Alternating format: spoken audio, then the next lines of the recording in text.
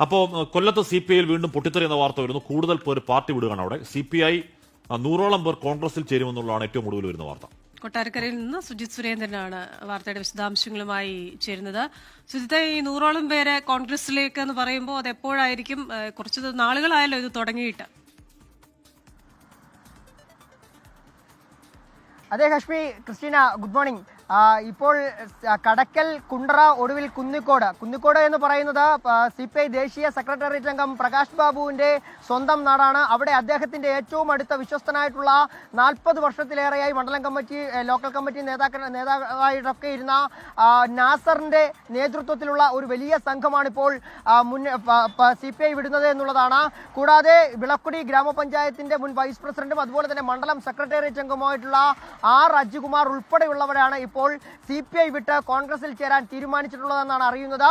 മാത്രമല്ല CPM വിട്ട് CPIയിലേക്ക് വന്ന ആളുകളും ഇപ്പോൾ CPI വിട്ട് കോൺഗ്രസിലേക്ക് പോകുന്നു എന്നുള്ളതാണ്. തദ്ദേശ തെരഞ്ഞെടുപ്പൊക്കെ ആസന്നമായിരിക്കുന്ന സാഹചര്യത്തിൽ ഇതുപോലെ ദേശീയ സംസ്ഥാന നേതാക്കന്മാരുടെ ശക്തി കേന്ദ്രങ്ങളായിട്ടുള്ള മണ്ഡലങ്ങളിലെ CPIയുടെ ശക്തമായ വേരോട്ടമുള്ള നാടുകളിൽ നിന്ന് ഈ നേതാക്കന്മാരും പ്രവർത്തകരും പാർട്ടി വിടുന്നത് വലിയ രീതിയിൽ പാർട്ടിക്ക് ക്ഷീണമാവുകയാണ്.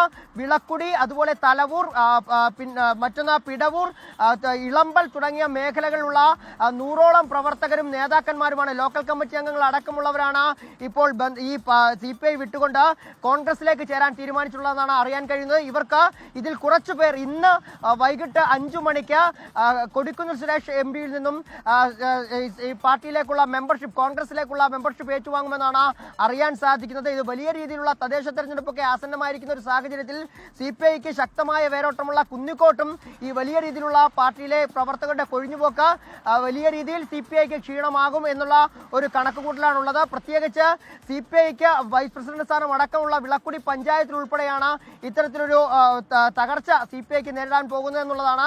ഏതായാലും പ്രവർത്തകരെ അനുനയിപ്പിക്കാനൊക്കെ കുറച്ച് നാളുകളായിട്ട് ശ്രമം നടക്കുന്നുണ്ടെങ്കിൽ അത് നടക്കുന്നില്ല. പ്രത്യേകിച്ച് കുന്നിക്കോട്ട് മേഖലയിലെ ഒരു പ്രധാന പ്രശ്നം എന്ന് പറയുന്നത് അവിടുത്തെ സഹകരണ സംഘങ്ങളിലടക്കം ചില നേതാക്കന്മാരുടെ ഇഷ്ടക്കാരെ തിരികെ കയറ്റുന്നു എന്നുള്ളതാണ് പ്രധാനമായും ആരോപണം ഉയരുന്നത്.